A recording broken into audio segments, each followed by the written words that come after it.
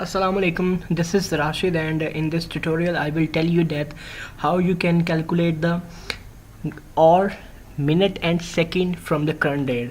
So we will be on my sheet where we have to work. Okay, so here I will, this is the current time. Okay, and from here first of all I will calculate is equal to or parenthesis open, and I will select that date, and it will give me that this is the or number 21. Okay, and then I will calculate the minute that,